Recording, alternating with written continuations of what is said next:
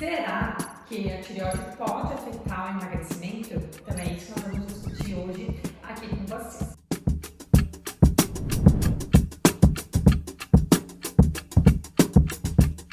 Então é importante a gente saber que a tireoide ela controla muitas coisas do nosso organismo, como a temperatura corporal, os batimentos cardíacos, a nossa energia, o nosso metabolismo, tudo isso a tireoide acaba afetando.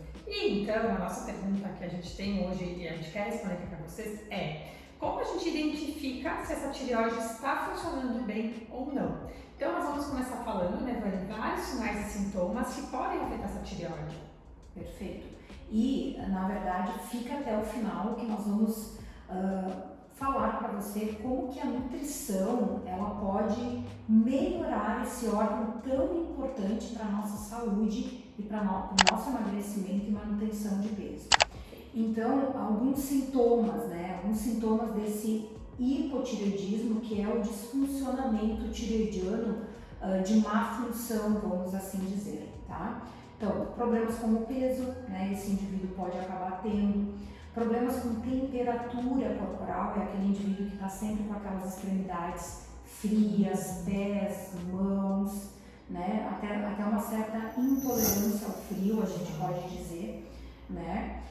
Pode ter problemas com o peso, porque ele vai alterar a taxa metabólica, então é aquele indivíduo que come pouco e mesmo assim pode ter dificuldade de perder peso. Isso pode ter um fundo referente a alterações tireoidianas, né? Aquele indivíduo que está sempre cansado, né? Que toda hora do dia está sempre cansado e não faz essa recuperação dessa energia. Pode afetar a libido, pode aumentar sintomas de TPM, né? Indivíduos que se depararam com o diagnóstico de infertilidade ou até que teve abortos, né? Pode ter uma correlação com uma alteração tireoidiana escondida aí. Ansiedade, confusão mental e tem alguns sintomas no nosso corpo, que é pele seca, queda capilar, unhas quebradiças, que depois a gente vai detalhar isso mais, né? E alterações do ciclo menstrual. Tudo isso podem estar correlacionados a uma alteração tireoidiana. Perfeito. Então, e normalmente, né, as pessoas elas correlacionam somente a questão do peso corporal, né? E nem sempre a gente vai ter essa alteração de peso. E também acho que é importante a gente falar aqui que essa alteração de peso relacionada com a tireoide não é uma oscilação grande. Então, a pessoa não vai ganhar muitos quilos por conta de uma alteração tireoidiana. E essas outras alterações que a gente falou aqui são bem corriqueiras, até mesmo o próprio funcionamento intestinal do trato digestivo também que afeta. Então, pessoas que percebem que têm um intestino mais lento, mais constipadas, também pode ter relação com essa tireoide. Com certeza. Muito bem. E aí, pessoal, o que pode afetar essa disfunção da tireoide?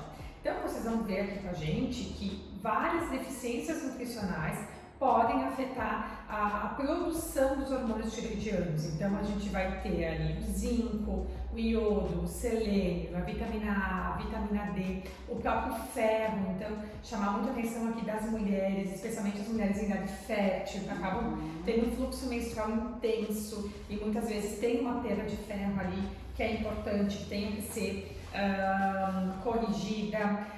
Um aminoácido importante que é a tirosina, as vitaminas do complexo B, a vitamina C, são alguns nutrientes extremamente importantes quando a gente pensa em tireoide. E aqui, né, Vani, também reforçando que isso inclusive naquela pessoa que já tem o diagnóstico de hipotireoidismo e que trata essa tireoide com a medicação, o quanto é importante também olhar para estes nutrientes. Perfeito. Pode continuar. Inclusive, nós temos outros fatores que têm uma correlação com essa disfunção da tireoide, como o estresse. Então, a nossa tireoide ela é um órgão muito sensível e ela vai sofrer com isso, com as toxinas ambientais. Então, aqui a gente pode falar dos agrotóxicos, a gente pode falar dos plásticos, que vão afetar, né, o funcionamento dessa tireoide, e doenças autoimunes, como a própria doença celíaca, que é muito comum elas coexistirem. A gente tem doença celíaca junto com o hipotireoidismo normalmente, então, nesse caso, o hipotireoidismo de Hashimoto, que é uma outra doença autoimune. E também temos que chamar bastante atenção aqui, né, Vani, que dietas com baixa calorias, dietas muito restritivas, também afetam essa tireoide.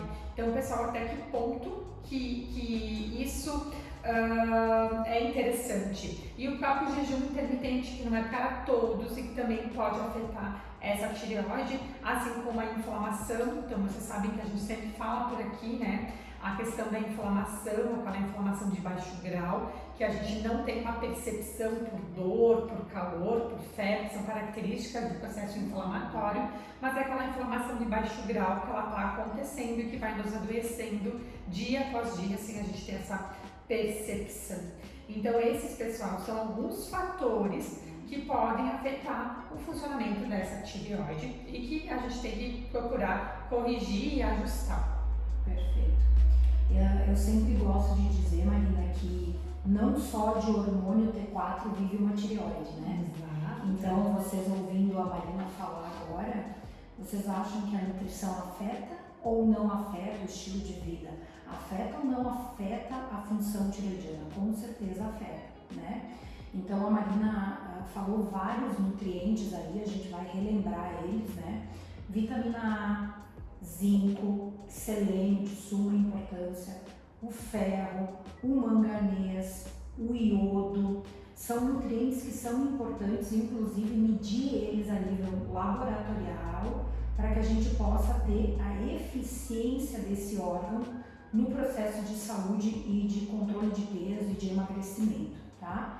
Ali entra também todas as vitaminas do complexo B e entra também vitamina D. Então, o importante seria, de fato, nós avaliarmos a nível laboratorial todos esses exames e sim, né, claro que por trás disso tudo também ter uma alimentação nutritiva, né, baseada em comida de verdade, porque hoje o que a gente visualiza? Indivíduos comendo somente farinha e aí a deficiência desses micronutrientes se torna cada vez maior. Então, o primeiro ponto é a mudança do hábito alimentar, né? Se alimentar de forma correta e depois sim, por sequência, vem a suplementação. Então você aí que está nos escutando, nós não estamos aqui levantando a bandeira da suplementação de vitaminas e minerais. Nós estamos levantando a bandeira da mudança do hábito alimentar, da mudança do estilo de vida, mediante aquilo que tu falou, dos contaminantes, agrotóxicos, plásticos, né? Ou vai falar, enfim, mas de qualquer forma, assim, primeiro muda-se o estilo de vida e muda-se o padrão alimentar para depois avaliar a necessidade ou não de alguma suplementação. Exato, até porque suplementação ela vem para complementar, ela é uma cereja do bolo, até porque, né, Vani, eu acredito que aconteça com isso contigo também, mas às vezes eu recebo pedidos no consultório. Esses dias tive um pedido para agendar uma consulta onde a pessoa me diz assim: Marina, eu só quero suplementação, quero verificar a suplementação, eu não quero mudar minha alimentação. E daí eu disse para ela: mas então eu não tenho como te atender, porque o trabalho é em conjunto e se a gente não muda a alimentação, se a gente não olha para alguns sinais e sintomas do nosso trato digestivo, por exemplo, que nos mostra que a gente está fazendo uma boa digestão, uma boa absorção, quem garante que aquela suplementação será absorvida e vai ter a ação esperada? Então, sempre a base, sempre vai ser, pessoal, a nossa alimentação. E aí a suplementação ela vem para complementar. E como a Vani falou, mediante exames, o que a gente vai suplementar? O que tiver deficiência. Né? Como o caso do iodo, por exemplo, que dependendo quem é essa pessoa, de onde ela vive, a gente pode ter um excesso, bem como a gente pode ter uma falta. Né? Assim como o selênio, que depende do consumo alimentar da pessoa, se ela é uma pessoa que é adepta a consumir com frequência castanhas, por exemplo, provavelmente ela vai ter um selênio bom e aquela pessoa que não tem esse consumo vai ter um selênio menor. Então a gente vai ajustando isso mediante sinais e sintomas e exames laboratoriais, mas sabendo que a nossa base sempre é a alimentação e a mudança do estilo de vida, né?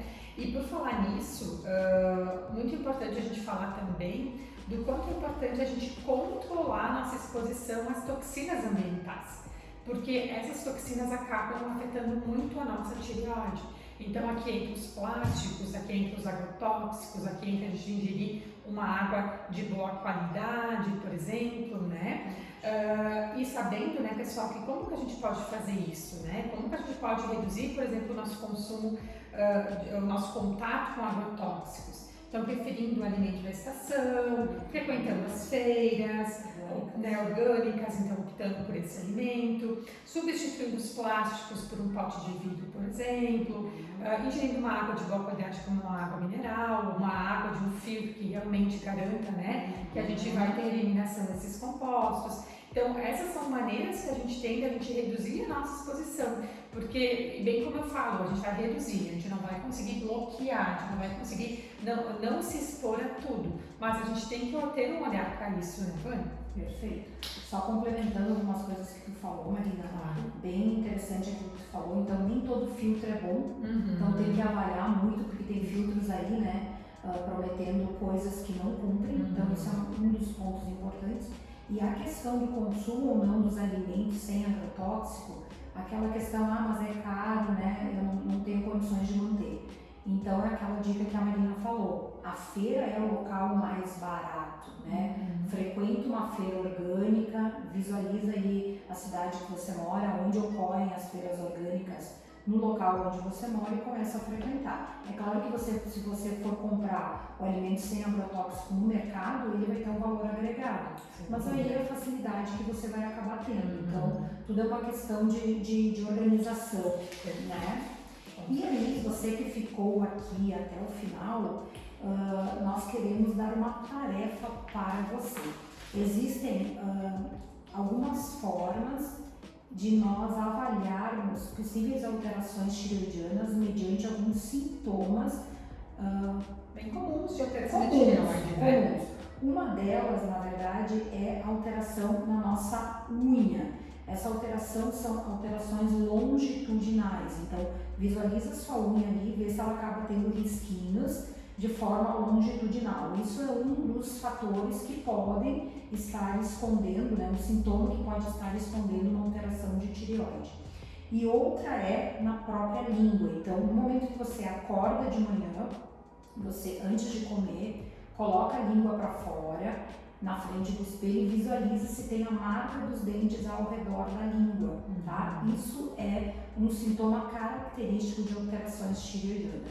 E também, se você se identificou aí com todos os sinais e sintomas que nós referimos lá no início desse podcast, também fica o alerta aí de que talvez você precise ter uma atenção, né, mais aprofundada mediante a saúde desse órgão. E é importante, né, Vânia, a gente falar que essas alterações que são bem clássicas, elas podem acontecer mesmo com o TSH, que é um dos um hormônio avaliado dentro do valor de referência. Exato. Então a gente pode ter esses sinais e sintomas, esses dois clássicos que a Vânia falou, mesmo com o exame TSH dentro do valor de referência. Então por isso que é importante ter esse auto-olhar e fazer uma avaliação, né, de tudo isso. Isso, e além do TSH, na verdade, um exame que a maioria não pede é o T3 livre. Então ele é de suma importância, porque dentro do funcionamento tireoidiano não importa somente o T4. O T4 é importante sim,